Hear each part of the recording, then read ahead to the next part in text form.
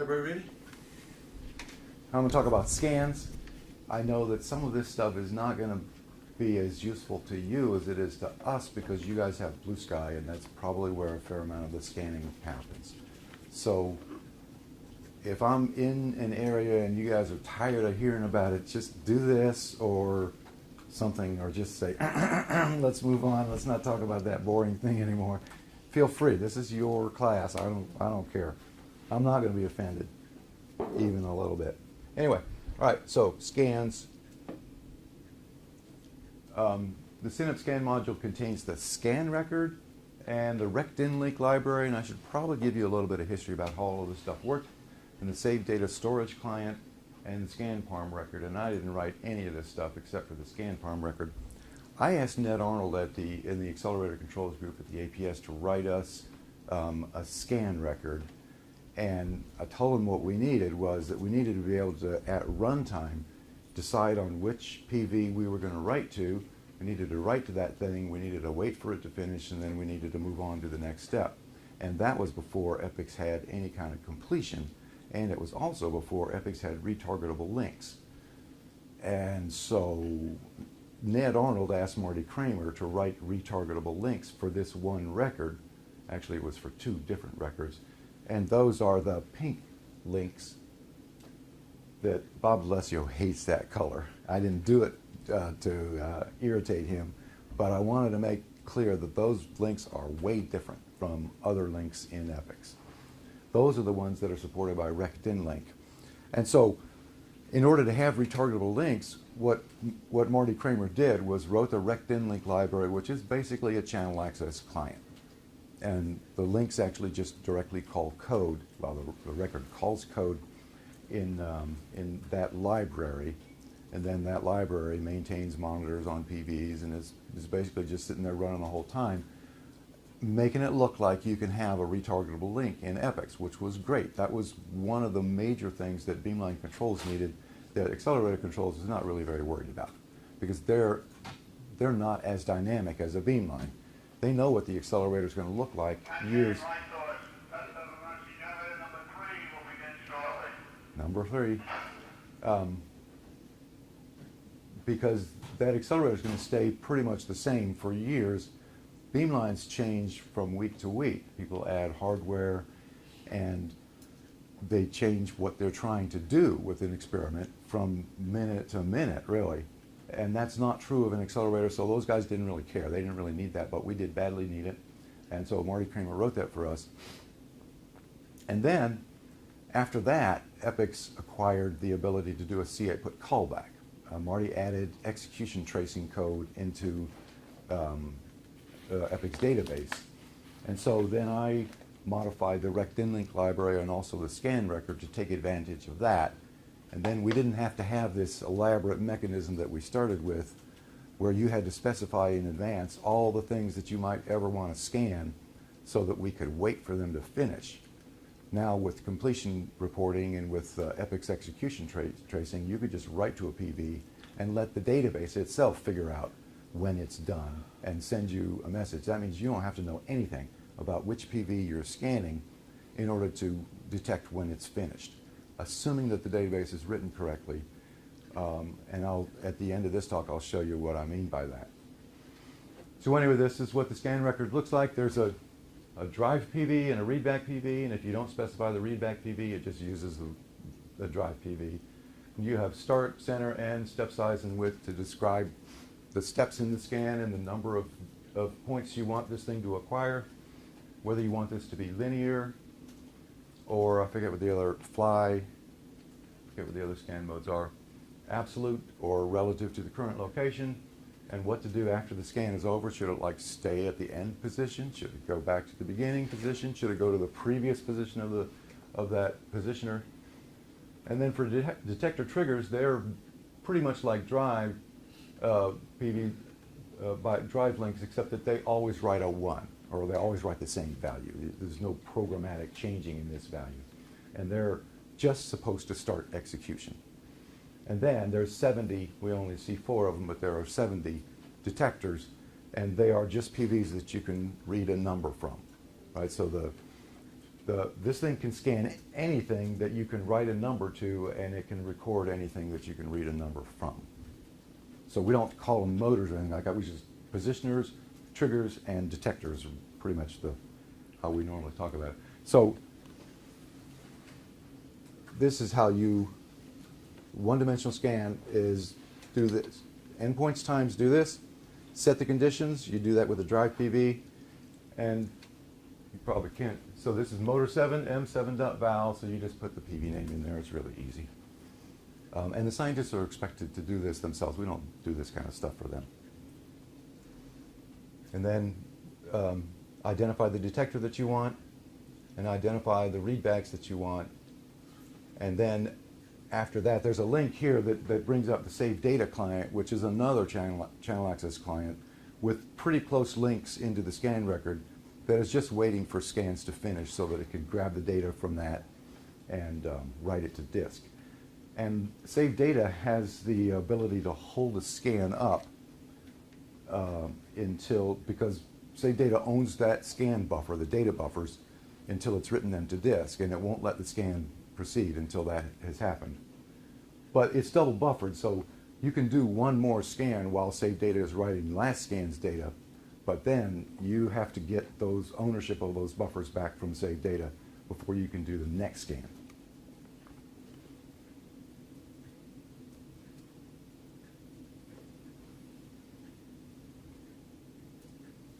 So a multi-dimensional scan is the same thing as basically as easy as a 1D scan.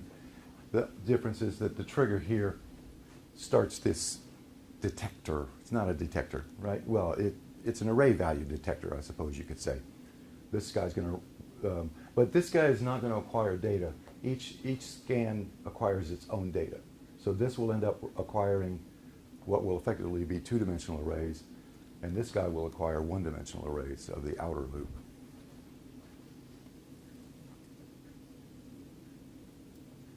There isn't any limit to the number of scan dimensions, and you have to identify the names of the scan records to save data in the boot script. You can't change that after the fact. There's a list of scan records that Save Data will monitor, and it will always monitor them.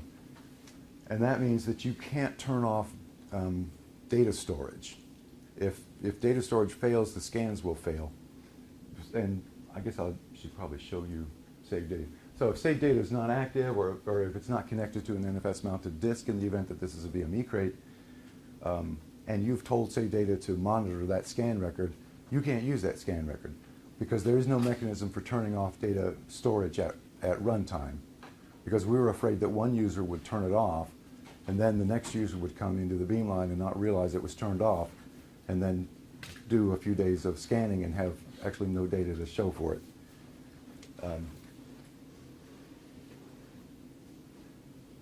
So 0 to 4 positioners, 0 to 4 detectors, and 0 to 70 detector signals. Positioners and readbacks are of type double, detectors are of type float, and that might change because people are not really happy about that. We can acquire from scalar or array PVs. If you acquire from an array PV, the acquisition actually happens at the end of the scan, and it acquires endpoints scans and just pretends that it took that data, even though it just grabbed the array. So you can mix scalar and array PVs.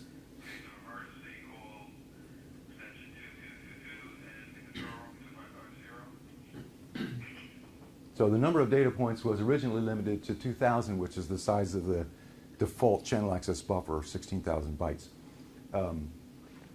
for 8-byte quantities for doubles. But then they increased that, and you can make that size as large as you want. It's only limited by RC memory. You can take as many data points as although people don't typically take more than 1 million or so. I think that's the largest I've seen anybody do. There is a detector client weight, which is really not any longer useful now that we've learned how to write databases that declare completion. But in the event you're trying to talk to a database that doesn't know how to do that, there is a client weight that I'm not going to go into. It's described pretty well in the documentation, though. You can pause and resume a scan. And data from aborted scans are written to disk just like anybody else. There's no way to stop that.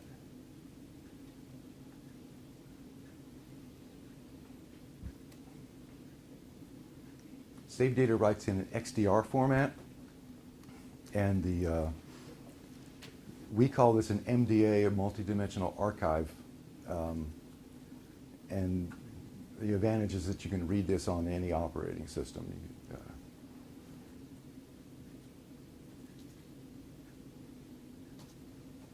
There is a scan parameter that you can use to associate private scan parameters with each positioner. So you can, for example, each motor can have its own scan parameters, where it starts, what the step size is, and the number of points and all of that. So that, and that's good for like alignment scans. So you don't need to have as many different kinds of scans if you can just push the scan farm start button, and then that motor will always do that same scan. After the scan, you can either sit there, or you can go to the initial point, or you can go to the previous point, or you can look at the data and calculate what you want to do. You can go to the peak in the data that you just acquired, or a minimum, or you can go to an edge, or you can go to the centroid.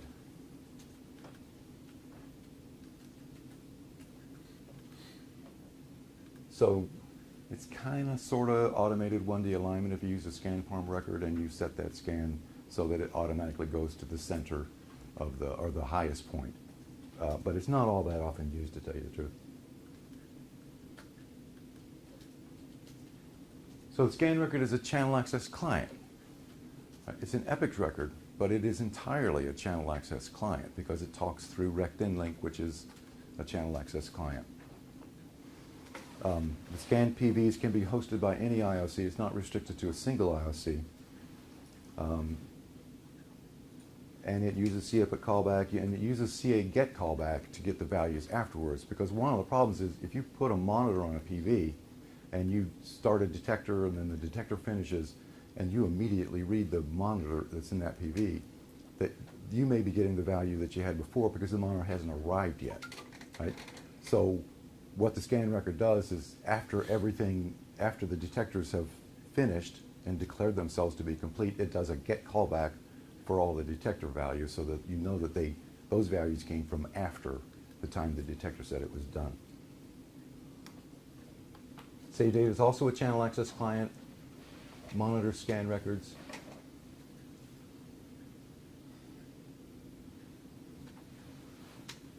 And scan acquisition and storage can run on any of the operating systems. On VxWorks, Save Data maintains an NFS mount on the file server. On Linux, it just uses whatever's local disk or whatever has been mounted by the system administrators. And also the scan record, because it's an EPIX record, it can be driven by any other client or by any other database. So you can have a database, a sequence of operations, one of which triggers a scan. And if you use the string sequence record, you can write to with a put callback, and then that sequence will hold until the scan is entirely done.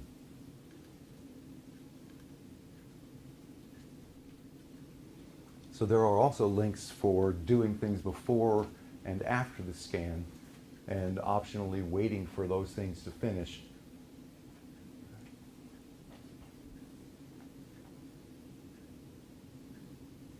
You can only write a constant value to that, so you're basically just going to be triggering execution.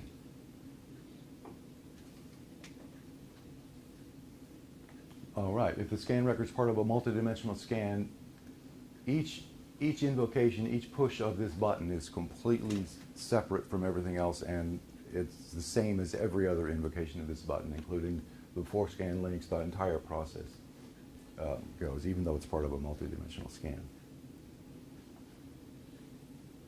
How do you define more than one position? You have to push this button and bring up a screen that has 4 positioners, right? So if you're in an outer loop scan and you want the inner loop scan to adjust its parameters in between, so for example, you might be following a peak that's moving as the outer loop positioner moves, the peak that you want to scan might be moving, and so you'll need to change the start and the center or end. You can do that. The outer loop scan is able to do that whenever it has control. This guy is not running, and it can write to these fields.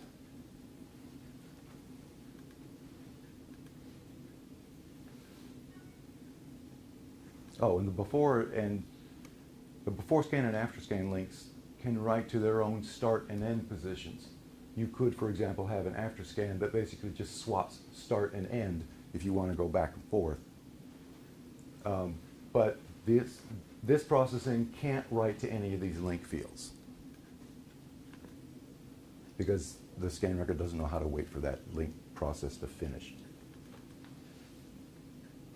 So that's the MEDM, 3 different versions with more, increasingly more details. In more detail, the positioner options. I should get out of your way. Is it okay for me to sit down here like this? Yes. Right.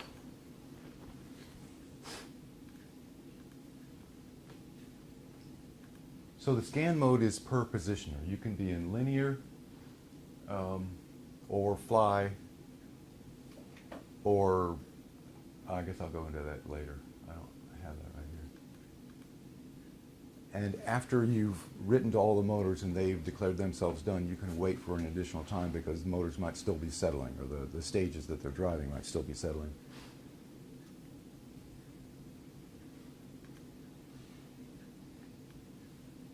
The after-scan motion affects all the positioners. It just determines what is done with them after. Oh, so here's the scan mode. It can be linear, which is the normal scan that people think about. It's points are equally spaced. There's a start point, there's an end point, there's a step size, and there's a number of points. Also, there can be a table. You can load an array of positions that you want to visit. And then the array has to have at least endpoints values, otherwise the scan record is going to have a problem with you.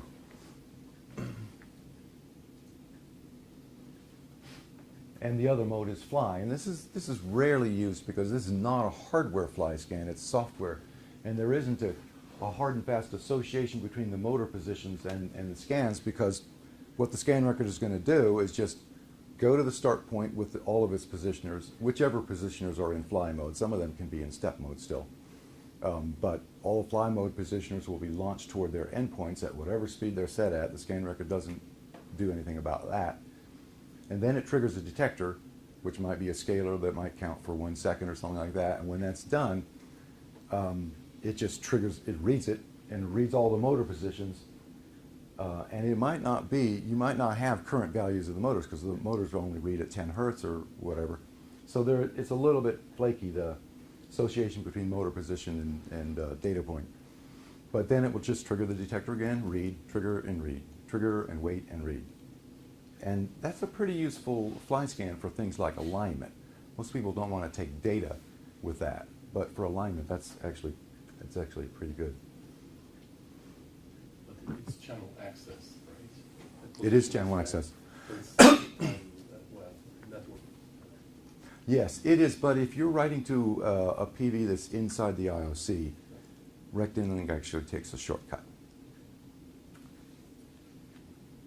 Or channel access takes a shortcut, actually. So positioners can be anything. I mean, you can write to the horizontal offset of this, or you can set this guy to number 72 or whatever. That's a positioner.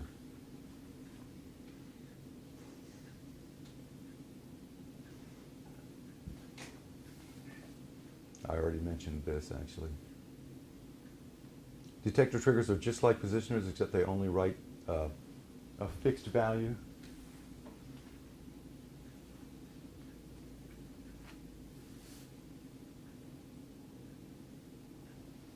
So there is also a detector settling time.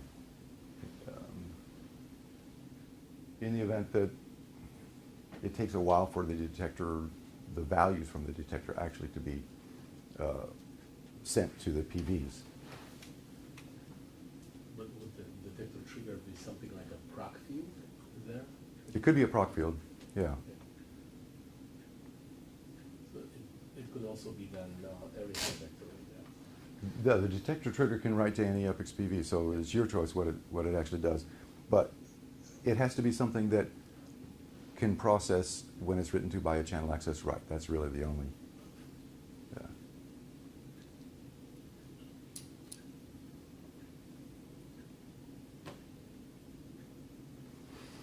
Yeah. As I mentioned, the detectors can be either scalar or 1D array. Almost always they're scalars. And the scan record is actually doing the scan, acquiring those array values, each one after the other. In 1D array mode, all the detectors have to be array valued, and they will all be read after the scan is over. And this is for doing, like, acquiring data from a multi-channel analyzer or a multi-channel scalar, or for when the actual acquisition of the array is done by hardware, and the scan record is just going to pretend to have acquired it.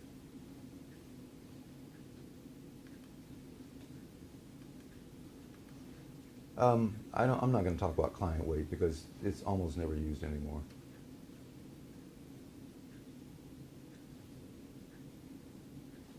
But this is important. If you're acquiring arrays, you might have to arrange for a piece of hardware to actually deliver its data into EPIC's PVs. And if you have to do that, then you can use this array trigger, and it will wait for that process to complete before actually reading the arrays.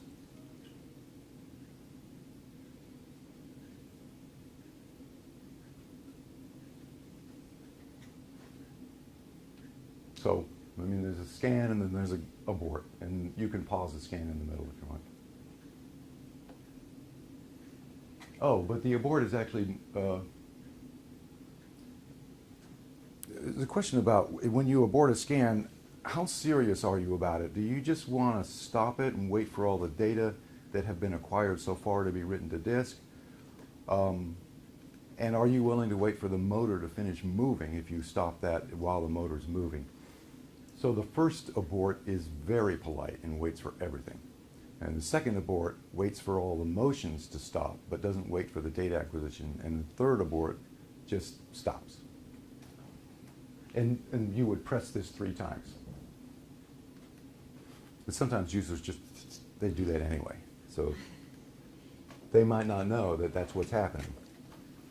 I don't know why that is. There's some guys that one click is just not going to do it for them. And you know, a lot of our users are like that. They're just hammering on something and hit it several times.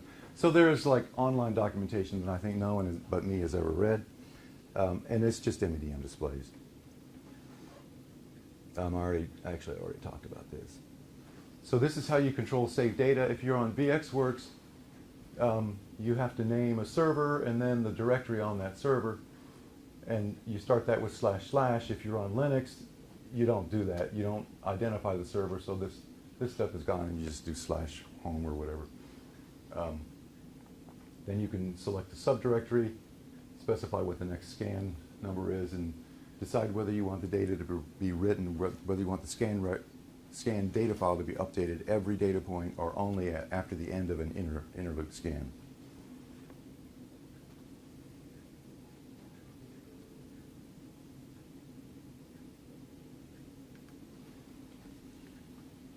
This is obvious, but it happens anyway. You can't change the location to which data are being written in the middle of a scan.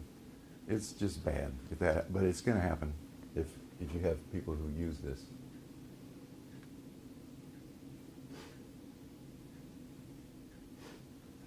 So save data has a init file, and I mentioned before that you can specify the scan records that save data is going to monitor, and usually none of this stuff is ever touched except for the extra PVs. And these are the PVs whose values are saved in the data file on every scan. There isn't any guarantee about when during the scan those PVs are written. So they're just environment variables or the names of scalar channels or something like that. Metadata, I suppose. I don't think I should go through the MDA file format. I think that's more detailed than you guys could plausibly want. But if you ever do want to know about it, it's available in great detail. How popular is the scan record in APS? How Question- many people use it? The question is, how popular is the scan record at the APS? There are some beamlines that use it routinely all the time for everything. And originally that was most beamlines, and now there's a lot more of people acquiring images, and scan records got nothing for that. It doesn't help with images. So a lot of our data, I think people are not using the scan record for those kinds of data. So I don't really know. It's quite an answer. And is MD format is different from CSV value format? The question is MDA format different from CSV? And yes, it is. Oh. CSV is ASCII, and probably we don't want it to use that much space. So MDA is all binary. Do you translate it from MDA to this? There is a translator from MDA to an ASCII file that looks sort of like a spec data file. And there is also Python software to read an MDA file, and then you can do whatever you want to with it because you have it in Python variables. Oh, There's and also C code actually for that. that's right. There is also C code for translating MDA files into ASCII and for manipulating them. MDA.py, this thing reads MDA files, can also write MDA files.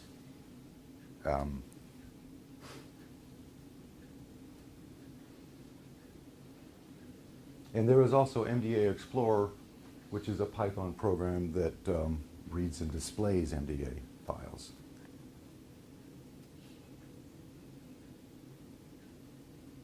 So, this is probably a good time to talk about completion reporting in more detail.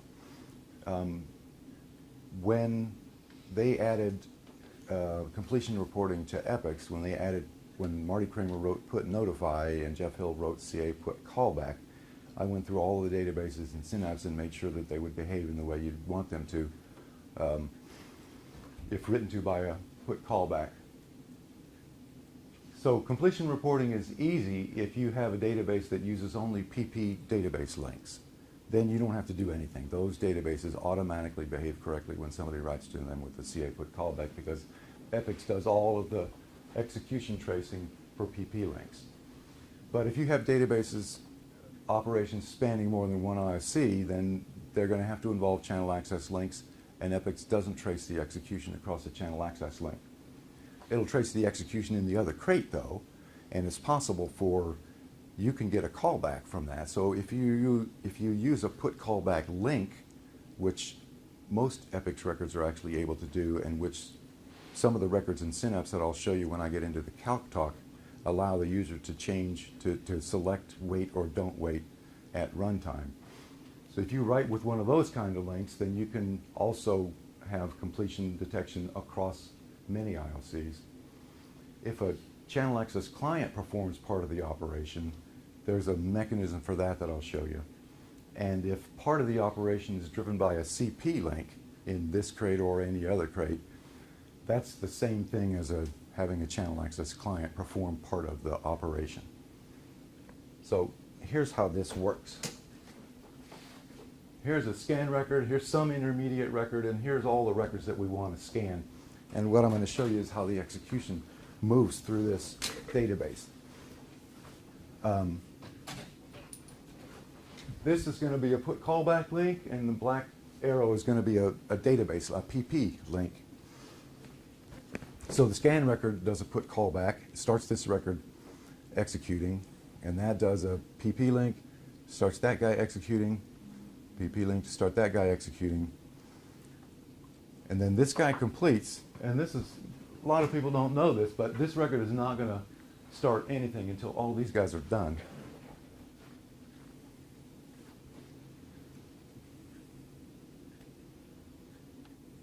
So this is the sequence of operations that are happening. This is all PP links. Finally, this record is done, and now Epics will notice that it's done. And Epics does this by looking at the forward links. Because in order to implement a forward link, you have to make a call into Epics base, and that's how it knows. That's how it keeps track. So then it will send a callback, a completion callback, and then you're done. And that's how all databases work unless they have some CA link in them. So this is the same as before, but with an asynchronous record. This record, the asynchronous record, is going to write to some serial device, and then it's going to forward link to the next record, and Epics knows about that. And it knows that that thing is not done yet. All the rest of this stuff is these guys are always going to be the same. And now, after the serial device has replied, then this record continues its processing and triggers the next record. And Epix has that stuff figured out, so you don't have to worry about asynchronous records messing up the completion reporting. But if there's a CA link, so there's a CA link, and Epix is not going to trace the execution of it. This record is going to finish because it did everything it was told to do, and it's not really done, right? The process that it's trying to do is not done, but the record doesn't know that because Epix doesn't know that. So everything else, these you can ignore these three down here. I don't even know why I put them in there because they're always going to be the same. So then this whole thing thinks it's done. The callback goes to that, and then finally there's a task switch, and the channel access part of this thing begins to execute. And then it's going to complete, of course, but it's just too bad because we already moved on. But that's easy to fix. And one way to fix it is with a put callback link. So this record might be a string sequence record or an scalc out record that knows how to do a put callback, or it could be an analog output record with asynchronous soft support that also does a put callback. And now Epix knows that that record has been not finished because it's waiting for a callback.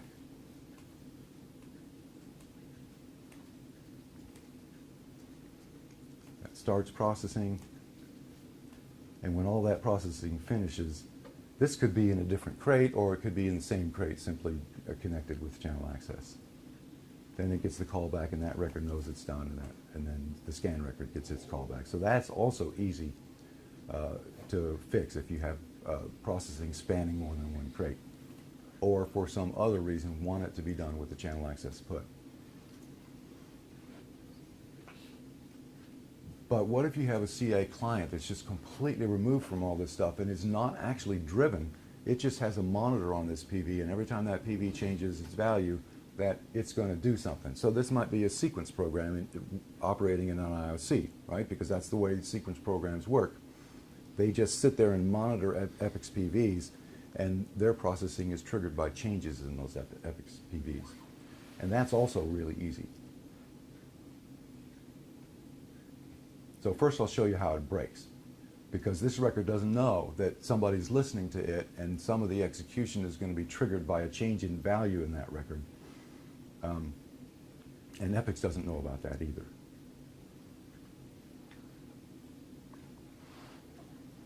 Later, the CA client gets a monitor, and it starts operating, and it does its part of the operation.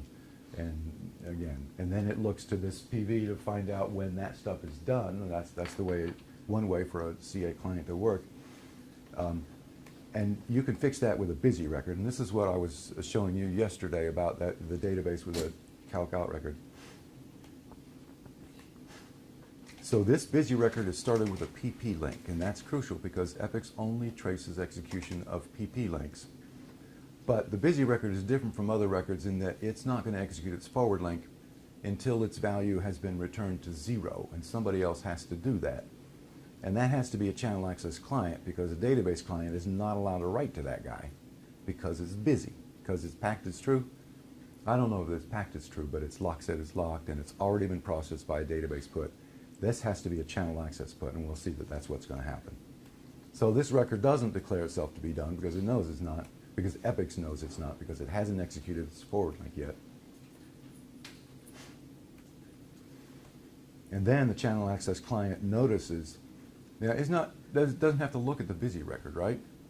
Busy record is just sitting there pretending to be doing something while it knows that all this other stuff is happening. So the channel access client can be triggered by anything else, including a person. It could be that you're waiting for a person to actually hit a button somewhere. And then it does whatever it's going to do, and it detects completion however it's going to detect completion, and then it writes a 0 to the busy record, and then it's done. And then that tells the busy record that it's done, or that tells Epix that the busy record is done.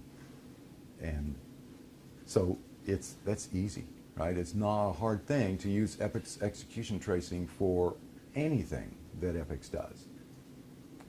And that's all I got for scans. So was everything clear? Clear enough that we can move on to, I guess, fly scans. You probably want to take a 5 minute breaking if there's no questions on this, but.